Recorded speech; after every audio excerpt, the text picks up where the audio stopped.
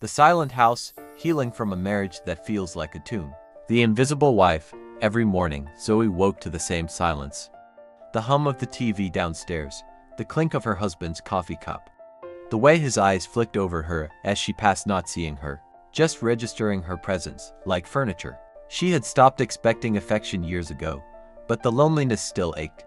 She cooked, cleaned, tucked their 2 daughters into bed with stories he never joined. And at night, when the house was still, she cried into her pillow, not just from sadness, but from the fear that this was all her life would ever be. 2. The cage of fear.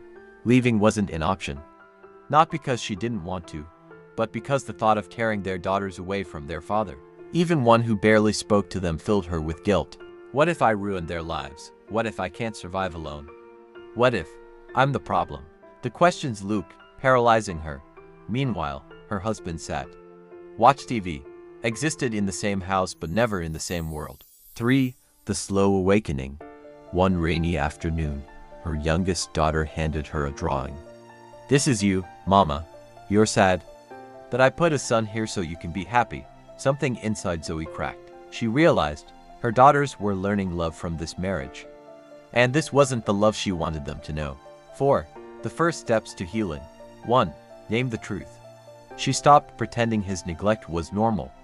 "I am not a ghost. I deserve to be seen." 2. Reclaim small joys. She bought a journal. Wrote one thing she loved about herself daily. Took 10-minute walks alone, just to breathe. 3. Build a secret strength. She opened a separate bank account, just in case. Researched therapists, even if she wasn't ready yet.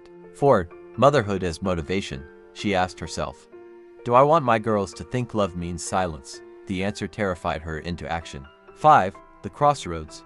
One evening, she turned off the TV. "We need to talk," he sighed. "About what?" For the first time, she didn't soften her words. "About how you've treated me. About whether you even want to fix this."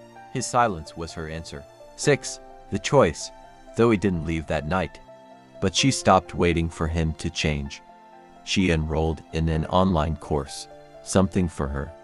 Joined a support group for women in numb marriages. Let herself dream of a life where she wasn't just existing but living. The lesson: healing doesn't always mean leaving.